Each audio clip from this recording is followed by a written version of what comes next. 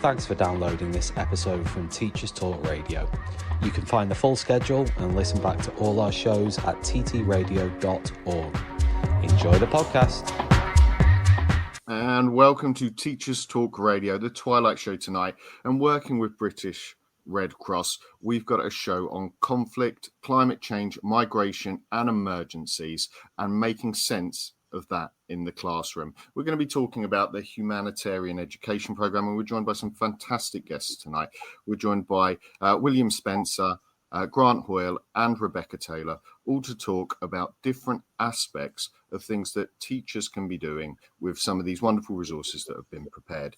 Now, I want to get off to a start just with a brief introduction from each of our guests. We'll go around the circle. And William, you, I'm told, have a passion or a special interest in first aid in particular as well. But if you tell a little bit about yourself.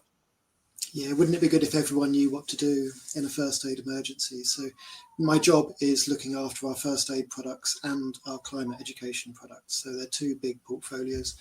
And it's so I work in a team called Community Education. We deliver free education to up to 3 million people every year, trying to drive resilience in communities and personal resilience as well. And Rebecca, yourself, from your resume that I briefly, some really challenging topics it looks like that you're working with, a conflict, migration, some really interesting things though.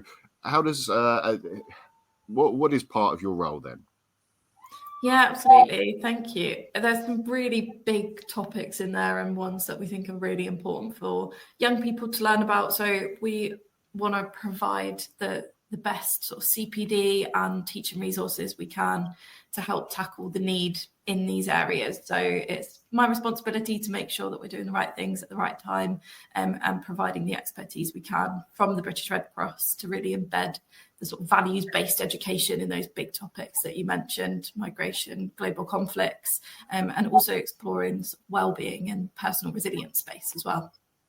Fantastic. And we're joined by Grant Hoyle as well, an ex-teacher. Grant, you're bringing some classroom expertise to the table here. Yeah, well, lots of expertise around the table. Yeah, but 10 years of experience. What I really love about the job I have at the moment as the educational content manager is bringing that experience into our products and that kind of knowledge of what it's like, out there in classrooms teaching day in, day out, into how we design and build things so that they really work for the teachers as a group of people that we work with. Yeah. Well, it sounds like we've got a fantastic little panel together here to talk about some really tough topics. But I wanted, before we get into that, to talk a little bit about the British Red Cross itself, because preparing, for this show and looking through the resources, I felt a little bit embarrassed myself because, of course, I felt I'd always been aware of the British Red Cross, but I honestly couldn't quite put a finger on what it was. Or why, I guess it was. So I'm wondering if we can pin some of that down. Why are the British Red Cross? Yeah, it's a really good question, actually, Nathan. And I think we've always been involved, right back to our starting kind of with Henry Dunant, like over 100 years ago, in 3 cause areas. And that's been disasters and emergencies. So if something goes wrong, if there's a fire, a flood or a natural disaster, we're there to support people. Around health, so people may know us for our first aid work, but also around health inequalities in the UK, but also in other countries. So things like, if you can't make it home from hospital, we can help you to do that so that you can come home safely. And in other countries, we run the ambulance service, so a real variety of things that we do there. And the last one is around refugees and migration. So if there are people that, are fleeing war zones and things like that and coming to other countries, it's supporting them and helping to stay in contact with loved ones and families. And we do that work both at home, so both in the UK, we do activity around all those 3 areas, like William's mentioned, our free first aid resources, for instance, but also we do that work internationally, and it's about a 50-50 split between those 2 areas. So that's the areas we work in, and we try and be the world's emergency responder, and the way that we work is to try and help people to help each other, and to work with us to help people. So we try and harness that power of humanity so that we can bring people together so they can support each other and help each other with those emergencies. And I think for me, you talk about that history there, but the British Red Cross has been around for a long, long time. And I was kind of looking through sadly, I guess, the conflicts and the challenges then, and the experience that the British Red Cross would have, there's a lot there that has happened in its experience that people can dip into. It's been around a long time, and a lot of conflicts. Yeah, I mean, we were active in the Second World War. There were voluntary aid nurses that the British Red Cross coordinated, and as well in the First World War. So it really does go back, well over 100 years. And we've had all kinds of experiences around that. And I guess what we're finding now is that we're slightly moving into new areas. So there are new causes of climate disasters and emergencies, and we're looking to spread where we can help, where we've got expertise more widely. And that's really what the Humanitarian Education project is all about. So people can get involved with that, and we can share our expertise and things like that in the more modern areas where we're involved. And I guess that kind of brings us also into the why as well, and the why of the British Red Cross, because we're talking about the Humanitarian Education Programme tonight and that humanitarian response to things. But honestly, I once reading through this, it was something clicked in my head, and I thought this is a way that I hadn't looked at the world, maybe, or an approach that I hadn't thought about before. So what is the why for the British Red Cross? Yeah, I mean, it's always centred on people in crisis. And the key point is that it's humanitarian. So it doesn't matter who that person is. If there's a high level of need somewhere, that's where the Red Cross want to go and respond. That's who we want to be within supporting. But also that humanitarian runs through how we do it. So, it's valuing that person as a person and working with other people to kind of help and support people, kind of bringing people together in that way. And and I'll throw this open to the group as well. I'm conscious we've got so much experience around the table, but do you think that helps with why people see the British Red Cross as a trusted organisation, and why teachers looking at this might feel safe taking advice and support from the British Red Cross? Yeah, absolutely. I think with some really strong fundamental principles as an organisation, and those will mirror across to those that educators uphold as well. So our principles of humanity, as Grant mentioned, but also our neutrality and impartiality is something that can really build trust, and people know what they're going to get from an organisation like ourselves is going to uphold those values, and be really clear in our neutrality and in our impartiality, kind of putting humans at the centre of what we do. There's such a lot of misinformation around at the moment as well. So for teachers, you want to know that these resources, the research, the way stuff has been built has been done absolutely properly. It's neutral, it's from a good place, the facts are absolutely nailed on, and these resources are classroom safe. So in a world of so much misinformation, our resources hopefully stand out and are ready off the shelf to be used. And there's maybe one other thing that might lead to people trusting us, which is the nature of how we're organised. So we're volunteer-led. Our board of directors is our frontline volunteers who are out there volunteering to give up their work and do it, and they make sure that we kind of stick to our purpose. So it's another thing that makes us trusted, I think. And I think that's a really valuable thing for teachers. I know certainly the teachers listening will be, myself, I've been in that situation where particularly, some of the topics that Rebecca specialises in, if I was to Google, stick into a search engine, some of these things, I would have that worry about what is the information I'm getting back? Is it reliable? Is it unbiased? Is it trustworthy? And all of those things. So coming from a teacher's point of view, I certainly feel that gives me a sense of comfort. I guess it does bring me on to maybe a question, we've talked about there's this long history of what's happened, and certainly people might have images of the British Red Cross from the Second World War, seeing documentaries or films, but it's still a very current issue, and some of these topics are still very, very current things that we see in the news at the moment. Why do you guys think it's important to support then these future generations of humanitarians? Yeah, we look to the past, we build upon everything that's happened in the past, but we've firmly got our eyes on the future. So crises occur day in, day out in the UK, around the world, and some of those are old crises. There could be a fire down the road, you have heat waves, you have floods, and some are new. And if you look at the classroom today, some of those real issues are, you'd probably say, are new crises in the classroom. But we are there where there are crises. We're there to help when people do struggle. But crucially, I suppose the bit people don't really know us for is we're there to try and avert those crises in the first place as well, which is why the education comes in. We want to build strong young people, the next generation of humanitarians. We want a kinder, safer world, and that's hopefully what this programme of education will deliver. I think, certainly I really like, and I will hopefully get onto a little bit later, those ideas of maybe the resilience, the preparedness, all of those things, and that humanitarian approach. I wanted to ask about, do we feel that maybe young people are different in this generation, different in what they have to face, or different in what they have to, the skills that they have? When we talk about maybe my generation, now I'm an old generation, and the generations before that, the things that we would be able to do in a crisis. And now I look at my young children, and I think actually you would know how to use a tablet, you would know how to use a computer.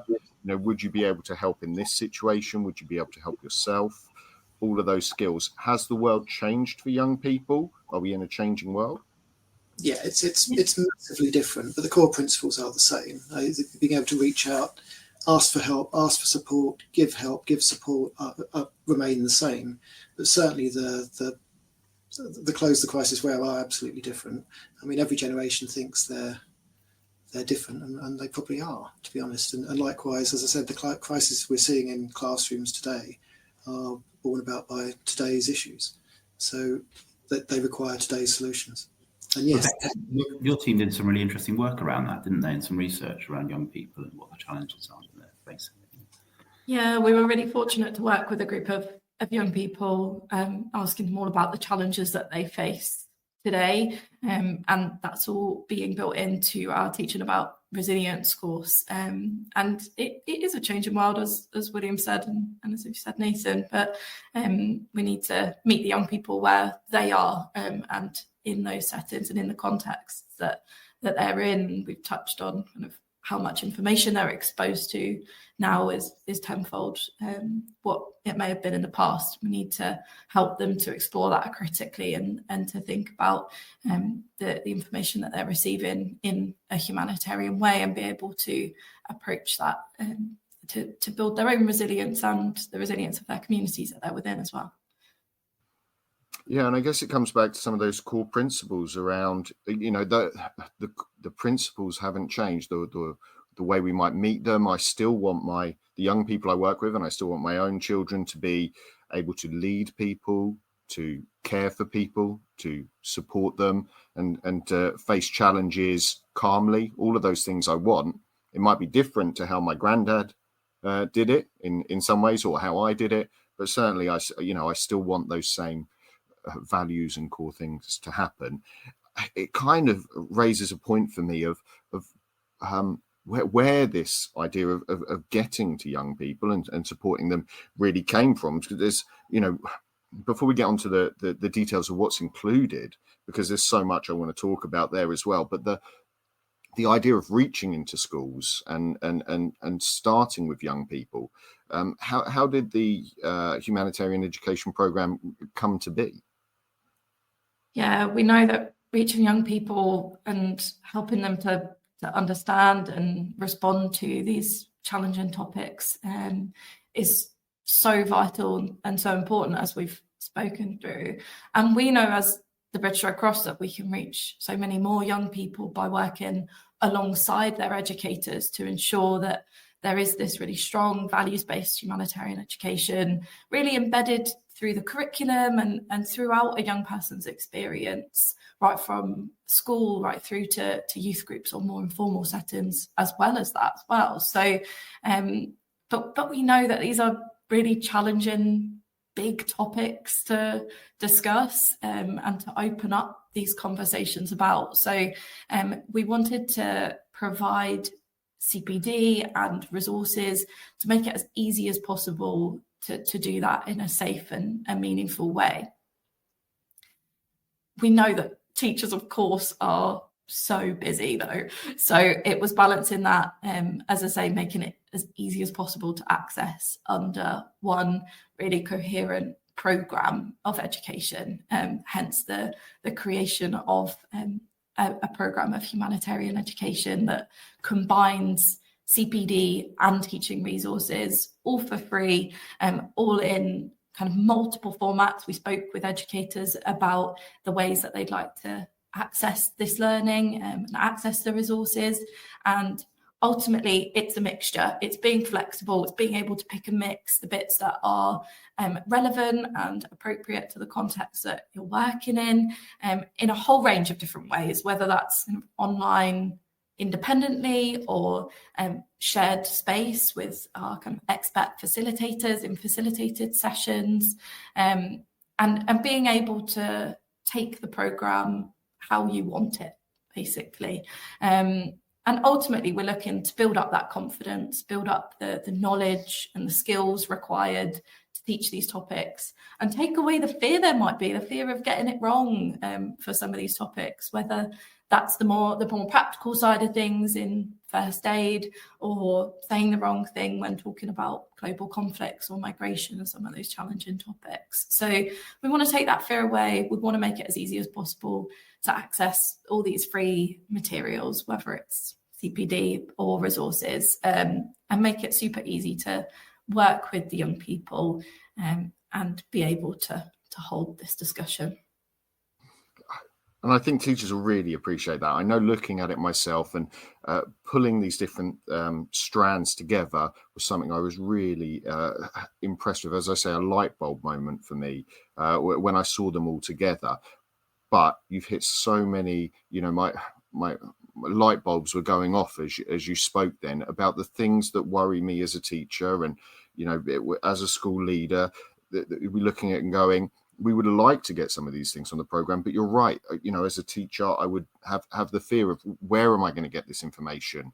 Or I don't know enough about it. So I would love to do this, but I'm scared, and teachers are time poor, and, all of those things.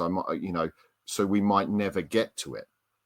But now, hopefully, I think there's a really powerful resource here that would take away so many worries that I had or have as a teacher, that enable me to do that. And we've come up with this idea. This is a way of supporting teachers to deliver something that's so valuable, which is great. But there must have been a point when putting it together, and we'll talk maybe within this about what's included in the program. I've said there are these topics, but there must also have been things that had to be left out, or you've gone through a process there. So how did it come to be that the subject areas within the humanitarian education program came to be those topics? Yeah, it's a really interesting question, Nathan. It relates to kind of some of the things we were exploring together earlier about like the history of the organisation and where it's come from, but also some of the things that William and Rebecca have just touched on about how there are new challenges and things different for young people now than they were in the past.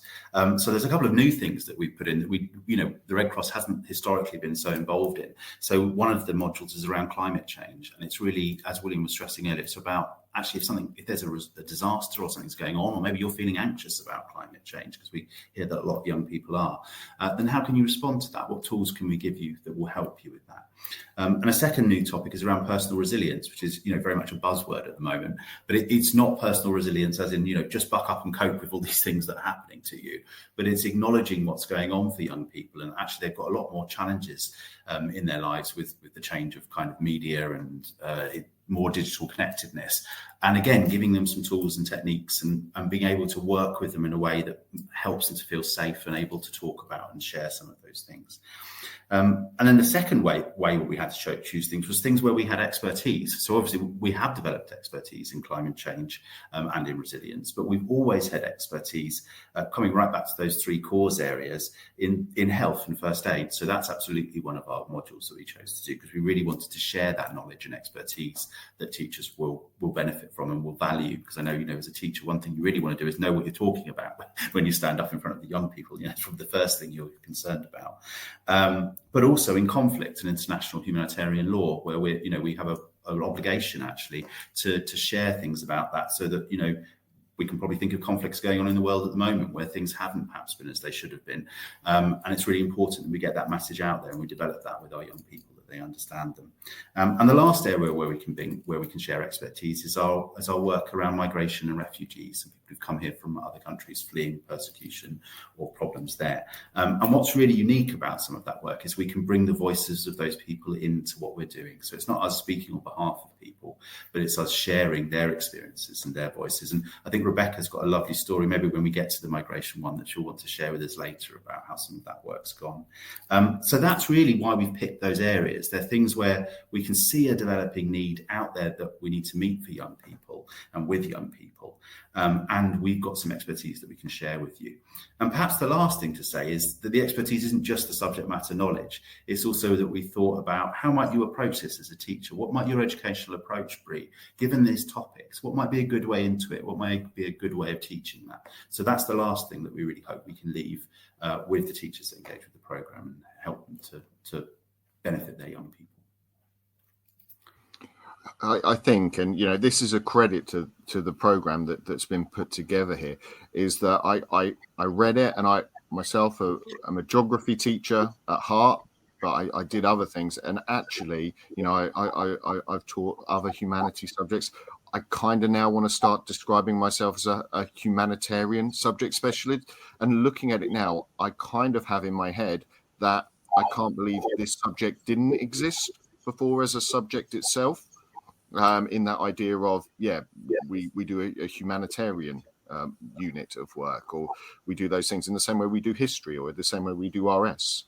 And so it feels very much that it is there, and that schools can really grab hold of this with skills in place, maybe teachers moving slightly from where their comfort zone or their subject specialism is, but not moving far, because this is kind of just a different way of looking at it. I wanted to ask as well, we've talked about it, and I'm really keen to get onto the first aid part as well, because it's something I've been harping on about for years myself. But we've talked a little bit there about talking about teachers feeling like they can stand in front of a class. And we've talked a little bit about the support that's available already, Rebecca, I know. But I'm looking at a list here of all of those things that are available. And so, I wanted to talk, if I am going to be a humanitarian teacher, is my new role that I've created at my school, just because I want to, because I really do think this is good. What are those support tools for us, Rebecca, possibly William as well, and Grant as well, to add to it? But what is my steps almost as a teacher that I can look at those tools to help me feel confident? Yeah, so we have a really simple way into our programme. It's all available at brceducatorhub.org.uk, and everything can be accessed within there. As you say, we've touched on some of the ways that you can approach this programme already, and all of the topics covered that Grant's mentioned there in that previous question are all available in that mix of formats that I spoke through. So you can access it online as simple e-learning modules, really nice kind of short learning bites to dip in and out of as and when time is available. Or if you'd prefer to learn kind of alongside peers and alongside others and be able to learn from that sort of community of practice style approach, this learning is all available as online masterclasses too, you can register for, or in fact, book a live session from one of our experts directly to come to your organisation to work with you and your colleagues on these topic areas and really be able to develop those skills and knowledge. And I think that the important thing to note is that the knowledge is so important on these topics to help with that confidence and feel equipped to be able to stand up. But a lot of the skills we're teaching are very centred around the humanitarian education approach and are actually transferable right across all topics. So things like how to handle challenging conversations sits within our global conflicts module, but actually can be applied right across the board. We know that challenging conversations come up all the time in schools with young people, kind of picking on what they've heard in the news or on social media, and want to be able to dig into that. So we're offering really clear strategies and tools to be able to handle those conversations and approach them in a really safe and neutral way that doesn't shut it down, that still opens it up and still makes sure that there's a safe environment for the young people to really dig into those topics and explore them with you as a kind of trusted adult. And it's the same with kind of the skill around taking a trauma-informed approach, sits within our migration module. Again, although we're focusing on migration, these skills are applicable right across a whole range of topics. So we hope they'll be useful right across the experiences with young people. It sounds really powerful. The more you talk about it for me, the more I'm thinking, actually, do you know what? This is something that I can do and in itself deliver. But actually, there's parts here, as you rightly described, that are going to impact and make me a more powerful teacher, a more useful teacher, a more able teacher in general as well. But it's really useful. I'm just making notes so that in my next link meeting with senior leadership team, I can just say, no, it's fine. I'll be doing this and I'll be doing this, and it's supported through this. Because it does sound very well put together to support teachers. You're right, we are time poor, but it sounds like a lot of that work's been done for me, that I can go to my senior leadership team and say, look, there is something here that we can try, and it is well supported and it is well trained, and it can come in my CPD time, and it will make me a better practitioner in general as well. Which I guess is a massive fringe benefit from the programme. I think it's worth saying, that we've talked to so many teachers to help build this programme as well. So the subjects we chose came about from talking to teachers. We've got a long history of delivering these subjects in classes, providing teaching resources on these subjects anyway. The added kind of the secret sauce here is now we're really training the teachers to deliver them themselves. Often we've gone into schools in areas that really need specialist education, delivered a workshop, and the teachers at the back of the room said, you know what, I could deliver that. And that's what this programme is about. It's not saying it's a massive MA, you have to finish. You can just go in with one specific subject like first aid or choose just one. You can just choose one component of that and just learn that, and then that's your toe in the water, and then you can branch out into the fuller programme. But it's all come about from talking to teachers, both the subjects we've chosen, how we've dealt with it, and how we teach it.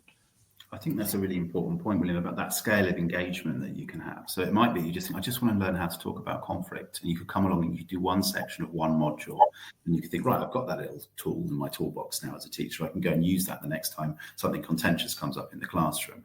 Or it could be you do the whole module, or it could be you're a head of department and you want someone to come in and run a twilight, and you want us to come and run a workshop with you in your school. Or maybe you just on your own and you want to pop into a masterclass. But at the other end of it, we've had whole schools take up the offer.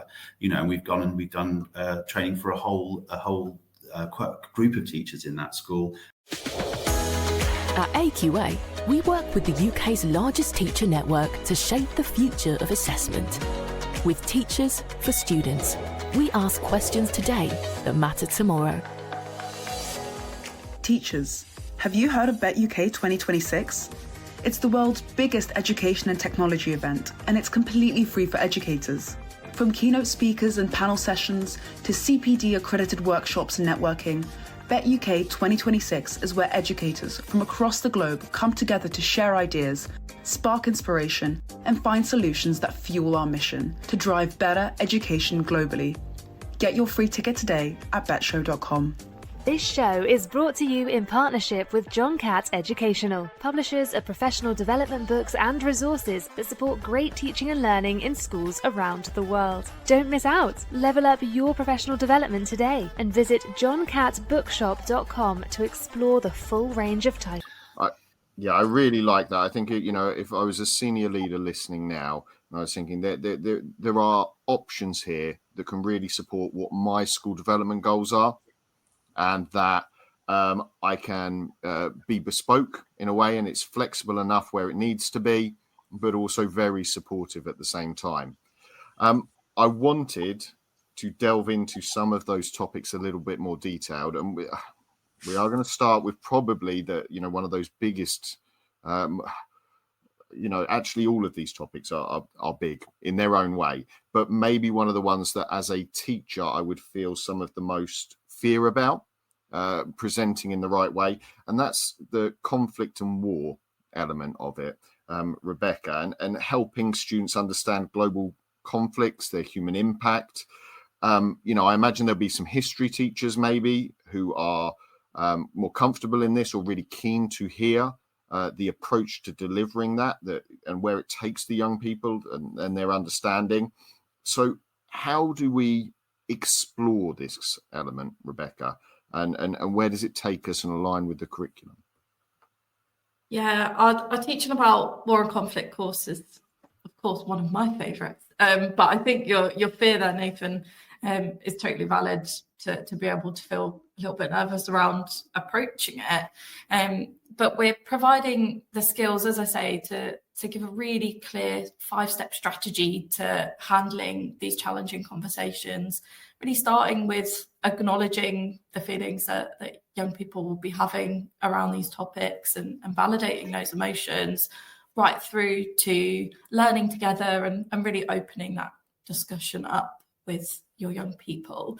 So, as you've mentioned, history teachers, definitely very aligned to the curriculum there, but also we're aligning to the citizenship curriculum too, really exploring the rules of war and why rules are so important to be able to protect the humanity within conflicts and reduce the suffering that's caused by them. So really, again, going right back to the beginning where we were talking about our principles, putting human stories at the centre of this topic is so important to help young people be able to think critically about what they're reading in the news or on social media. We know young people are exposed more than ever to information about global conflicts. So it's about giving them that framework to understand what's going on, to understand the things that are in place to protect human life within these scenarios. I'm really looking at it from that human angle. So we're looking to teach people stories and the impact on human beings. We're looking at how the rules of war are limiting the suffering. And we're also looking as well, going back to our expertise around how humanitarian assistance is taking place in those scenarios. No matter what side people are on, that humanitarian aid is getting through and being able to support, and why that's so important as well. And we're really proud to have some really great resources on this topic to explore those themes in more detail with young people. We have a wonderful interactive video that is called If War Comes to You, created alongside the IFRC and the Danish Red Cross. And a whole host of international societies were involved in the project. And it really explores a kind of a simulation of a war through 3 different perspectives. So you can play the game as a civilian, as a soldier, or as a humanitarian aid worker. So it's really exploring kind of the impact that it has on different people within that scenario, but also the decisions they have to make and how those decisions might be informed and the consequences of those as well. So we have lesson plans to support the use of that resource, and we have a whole host of other materials as well to align to those curriculums and really dig in where it's needed to that topic. I think there's something there that really hit home with me, and this is as not a history teacher, and maybe history teachers will jump, shoot me down for this, but that human angle that you talk about and these different perspectives when it comes to conflict is not something that, as a non-specialist, naturally comes to me. When I think of war, and if someone was to ask me to teach about a conflict, even a current one, I would naturally lean towards teaching at the macro level and, showing large maps with almost dehumanized aspects on it in my approach. And it sounds like this is almost the complete opposite, is it? Where we're looking at individuals. Yeah, absolutely. And it's totally understandable that that's where you go. But I think the powerful bit about bringing in real stories and understanding the impact of people is generating that kind of empathy building aspect of this topic amongst young people. And again, something that we've heard is so important in our research with educators, and developing that empathy for other people's experiences around the world is something that's key in all of our topics. It's a really good result. If war comes to you, it's like a video game. If you want something engaging for young people, it's brilliant, and it makes you want to replay it from different perspectives. It's a really quality bit of gear. It does sound good. I've been in those lessons where I've taught, our citizenship lessons, or PSHE lessons, where it's been me reading a blank bit of a page of text to them and trying to engage them, and it is so difficult sometimes for teachers. And this sounds like it is, as you say, designed there to engage and to meet the young people where they are and how they're used to consuming information, maybe more, and to really experience that. So it does sound really a powerful approach to teaching a difficult or what should be an engaging topic, maybe is how I should frame that, but maybe with fear from the teachers. I wanted to ask about, and there's a few different ones. I've been, going through. I need to talk about that. I need to talk about that. I've mentioned it already, and I know it's come up, but I really want to talk about first aid and this idea of first aid being in it. And it brings me back. I think one of the most powerful trainings I ever did. Before being a teacher, I worked in outdoor ed, and I did first aid training, and the crisis management involved in that, the confidence levels of knowing that I had a little bit of first aid knowledge about me, live with me now in my day-to-day life. I think I still look at the world in some ways as a first aider, but I wanted to ask William really about this and what sort of things they get to explore and build confidence in through the learning how to act in emergencies. We've tried to make first aid as simple as possible. So the course you probably went on was a workplace course, and that's as detailed as you need it, and it's great, and it will help you save a life. Wonderful. Do it if you can. Superb. But we specialise in everyday first aid, so it's a unique approach to the British Red Cross, and we want people to be able to step in and help in an emergency with what you have around you. And frankly, the phone is probably your best weapon always. We just want people to call for help and know what to do for any of the kind of 25 most common emergencies out there. So we want to equip young people with the skills and the knowledge to be able to confidently act in an emergency. And it's that confidence that's really key as well. We don't want people just to walk on by. The bystander effect is very real, and our education absolutely tackles that head on. We want people to have the confidence to be able to say, look, something's wrong, assess the situation and call for help and know what to do. So our resources are, we have a website called First Aid Champions, which teachers can use without any formal training. We do provide training for it as part of the Humanitarian Education Programme, which I encourage people to use, but you can just step onto the website First Aid Champions right now and use it today. So you'll be using it more as a facilitator rather than a teacher, because all of the education is baked into the resources. The teaching is nailed on. We have a team of clinicians. It's medically sound, it's pedagogically sound, and it's really engaging, as Rebecca was saying, with As War Comes to You. What we do with first aid is we gamify it, we have quizzes, we have videos, we check in before and after with confidence checkers, and we have big questions that engage kind of classroom debate on these topics. So we split that largely between primary and secondary across First Aid Champions, and obviously the degrees of the detail you go into is different depending on the age group. And even for adults, we've got the First Aid app that takes you beyond that, and we've got education on YouTube, etc. So we're really well known for first aid education at the British Red Cross, and that absolutely fits into a kind of package of resilience building, whether that's personal or community, and hence why it's a key kind of plank of the Humanitarian Education Programme. So what we've done now is we've bolted on this added layer of CPD for teachers to come on, and they can just do a simple 90-minute masterclass. Just sign up. You can sign up today if we've got a couple more before the end of the year, maybe 2 or 3. Or you can speak to a local coordinator and get booking a personal lesson. They'll come to your school if you can get a few teachers together and teach you how to use these resources.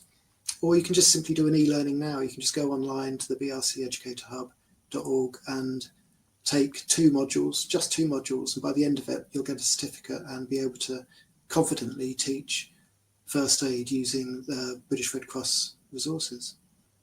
I think as well, William, there's some excellent video support around that, isn't there? So I know some teachers might feel, oh, I need to go and do a 3-day first aid course before I can teach this. So I feel I've got the subject matter knowledge down, but you've got a video there that really takes you through it step by step for each skill.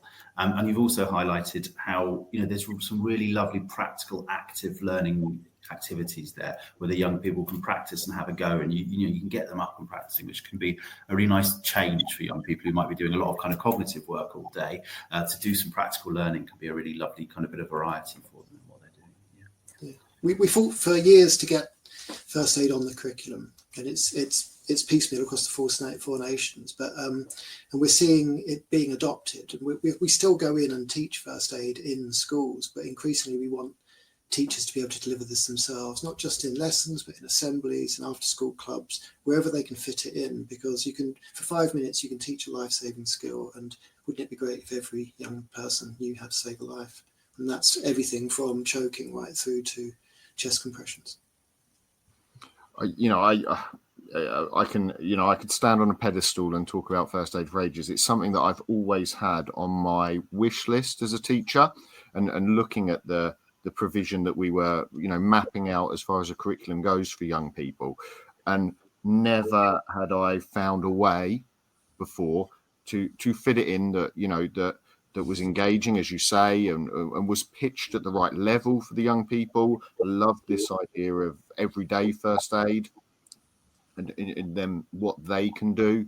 They don't have to be overcomplicated in some of the stuff. It's those first steps that can make a difference. And this seems like, with the first aid champions and the resources you're talking about, a really easy way, a no-brainer for some schools to turn around and say, actually, within our PSHE time, within our registration time, wherever they fit some of these other discussions in, it sounds like there's a really easy way to put something into the curriculum that's so valuable, so powerful, and something that actually, just as a community, as a country, I think is something that could really help a lot of people. And the confidence then of being in any situation, I think, comes from that, knowing that you've maybe had a little bit of a chance to talk it through beforehand. And it's the knock-on effect it's not just about the pupils in the school, it's at home, in the community, outside, and you're catching young people young, obviously, so they'll grow up and have these skills for life. It's not just confidence; it's having that the benefit of them having those skills wherever they are. And we hear stories of people using these, people using the skills they've learned in the classroom and at home. Really powerful stories.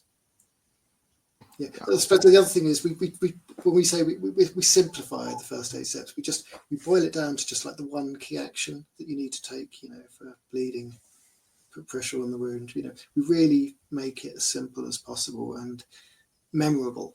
We take away all the jargon and make it as simple. So the tools we have to hand, it's the T-shirt, the frozen peas, we really simplify it and make it seem accessible, because it is accessible.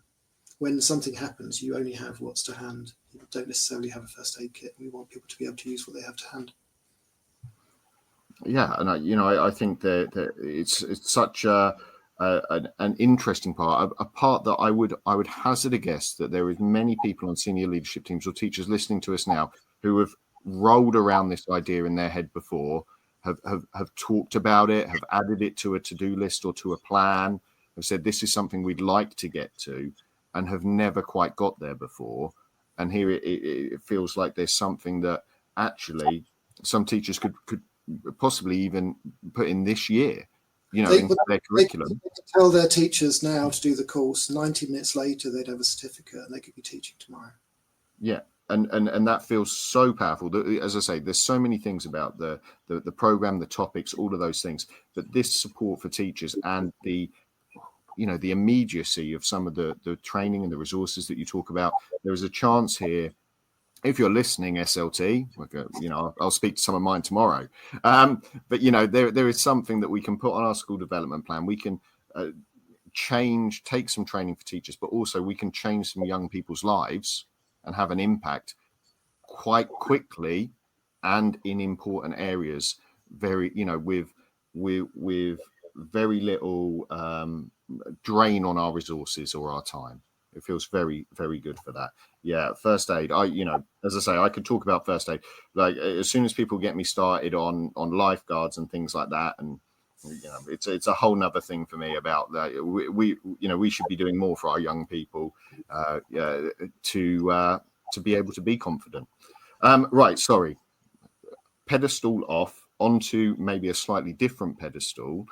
Another, and as I said in our introduction, Rebecca, you do have some tricky topics, some ones that scare me that you seem to gravitate towards, I guess.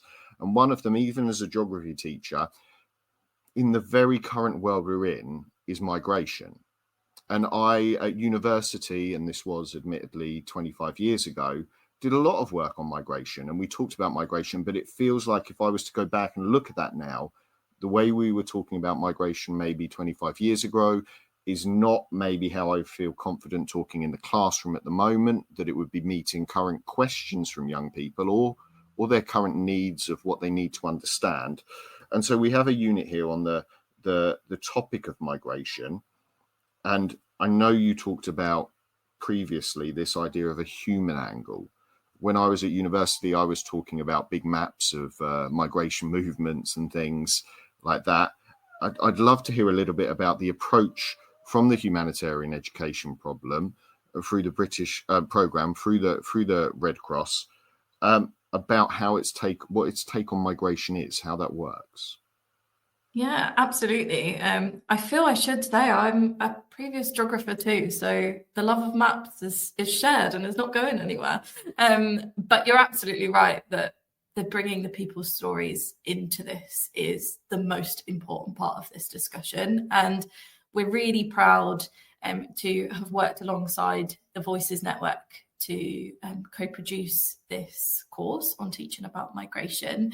The Voices Network are a collective of people with lived experience of seeking asylum and being a refugee in the UK. So being able to use their unique insights and their own personal stories and experiences within this course has been so valuable to, as you say, be able to adapt some of these conversations to what's going on around the world and in the UK today. So that's been such a valuable part of the process for us, and something that we're really proud to be able to share and be able to provide a platform for the voices of people with lived experience. Our course includes, as I've said, how to take a trauma-informed approach to the topic, and it's similar. It's about opening up the conversation in a safe and supportive way. And we're really aiming here to provide the confidence and the skills and the knowledge needed to be able to understand the UK asylum system and understand the experiences of people who have arrived in the UK, to be able to develop that empathy amongst young people, but without re-traumatizing any learners that may have in the classroom with lived experience or past trauma themselves, to make them feel really included and really welcome within these conversations. We've had, and Grant sort of hinted at a lovely story that we wanted to share today, that we've heard recently from one of the colleges that's taken up some of our resources on this topic, and they've been exploring our People's Experience of Migration teaching resource, which again, really easy kind of pick up and teach resource. It's a PowerPoint with an accompanying educator guide, and the educator who had picked up that resource had shared with us that one of the learners in the classroom had attended the session, and actually afterwards had been able to share with her peers that she was a refugee from Syria. And the resource explores a story of one of the Voices ambassadors we worked with, who was also a refugee from Syria. And that individual in the classroom shared with her educator afterwards. She thought the session was brilliant, and it really illustrated her journey in a way that she then felt comfortable and open up to her peers in the classroom who were previously unaware of her own personal story. And that made her feel comfortable to then share that and engage. And that college is going on to think a bit more deeply about how they can host their culture day in their college and how they can bring some of those experiences in within that. So we're seeing really positive impact from this teaching resource and from the course more broadly. So really, really positive, not only for that individual student, but those that were in the classroom with her. And also those that we co-produced this resource with. It's been a really healing experience for them as well to hear those stories and that impact that they've had on the young people that we're working with. I think hearing that, it really, sets home as well that, this is, well researched, well prepared, well thought through, and as a teacher delivering it, I would be well supported in delivering something. And your story probably perfectly illustrates that, I don't need to worry about stepping on toes. I don't need to worry about saying the wrong thing, because the way this is put together and supporting me is coming from a place of understanding and empathy and really seeing people and them feeling seen as well through the resources. So I think that's an absolute credit to get feedback like that. I bet, you guys were really touched when you heard it. Absolutely, yeah.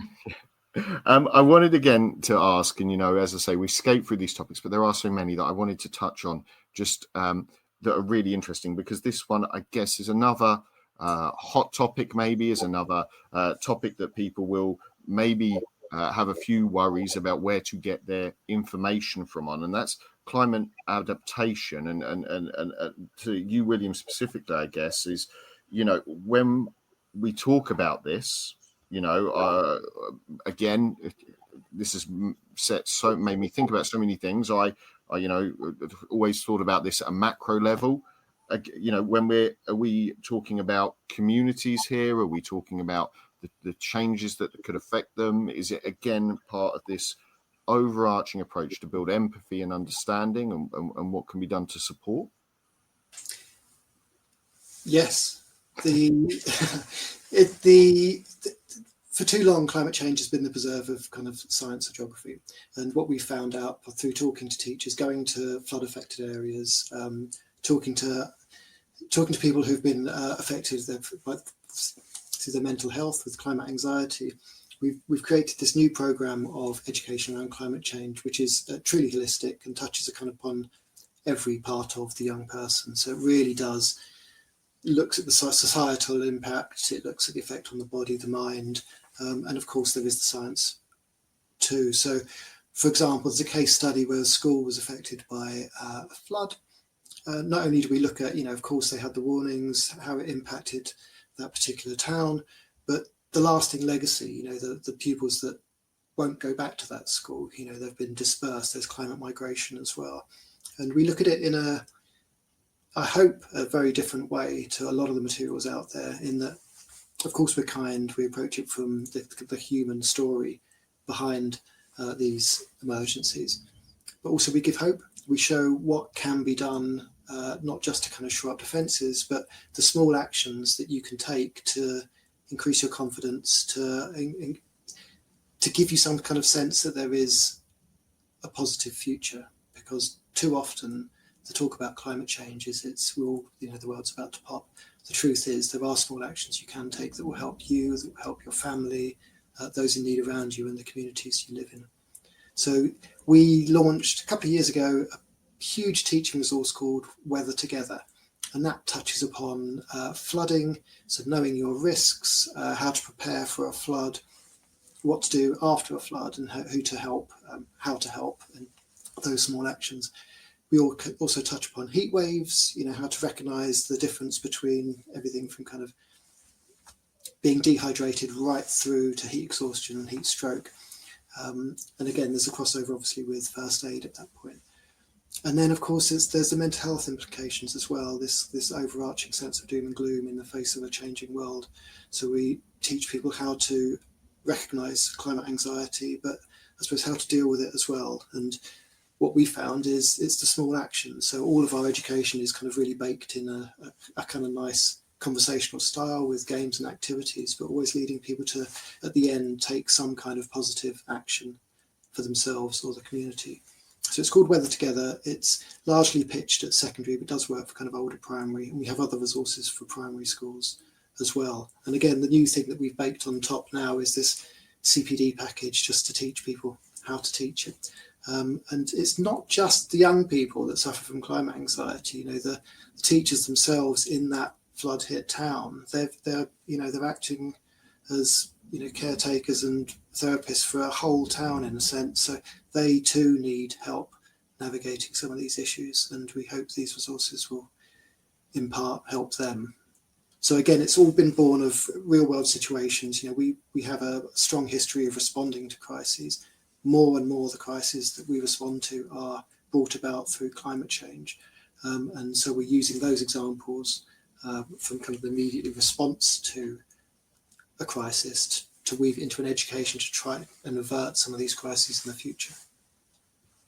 I think it's such, and so many times I know I've said throughout this show that, I need to go back and tear up some of my planning. I wish I'd found some of this first, because, without some of this training, some of this CPD that the British Red Cross has managed to pull together into the program that is the Humanitarian Education Program, I think I could have said I'd done some of these things. I could have said that I'd done climate change, but I don't think I would have done it justice in the way that we've just heard it described, by just going alone and, trying to find something about climate change that I could deliver to a class, because the way that it's put together, and I really feel as well the change that some of these conversations could bring about in young people, changes to mindset, changes to empathy, changes to all of those things, is such a strong part of the program as a whole. And as you say, weaved through each part very cleverly and very subtly at times, but also there and very well put together.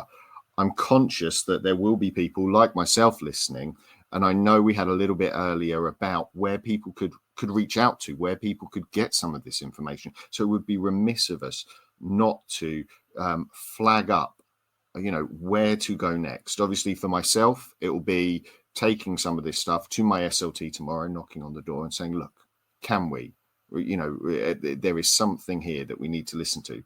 But where are the teachers, the listeners to go to find out more if we have piqued their interest? Yeah, so you need to head straight to brceducatorhub.org.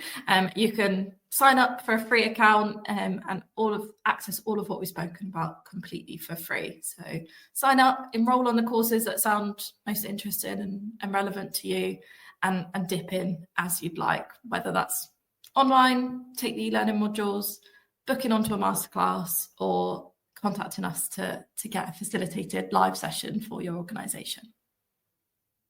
And if you like it, please tell other teachers. We're a charity, marketing is expensive. If you find something you like, please pass it on, because it helps us a lot. And just to come back to the things you were saying about the type of teachers it might appeal to, any humanities teacher, there'll be something in there for you. If you're a PSHE teacher, that first aid stuff will like, but also school leaders, if you're doing stuff around spiritual, moral, social and cultural things, that could be part of it.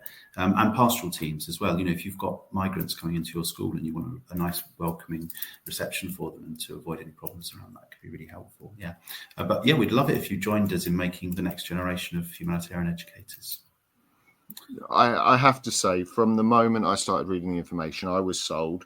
I hope that's come across, because it really has been a pleasure talking about, and it's been a privilege to find something that I wasn't aware of before, and now hopefully other people are more aware of. I certainly myself will be telling as many people as will listen to me about this and the ways it can be used, because I think there is just something here that's seeing the world from this humanitarian perspective, and the skills that it brings together and the topics that it brings together is so powerful. So thank you for putting it together. Thank you for joining us tonight to discuss it. And I apologize for my, I have throughout this said how possibly bad I was as a teacher before, but I promise I will be taking some of these things on board, and I feel that it will prepare me to help young people be prepared for the future as well.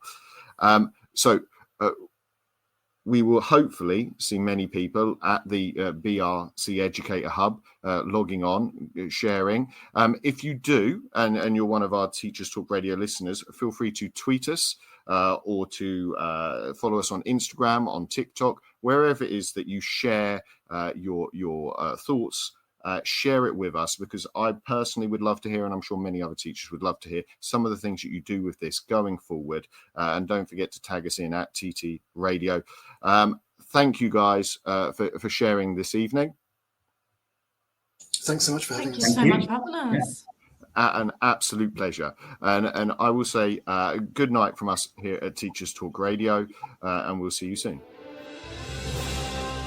You've been listening to Teachers Talk Radio. Tune in live and listen back at ttradio.org.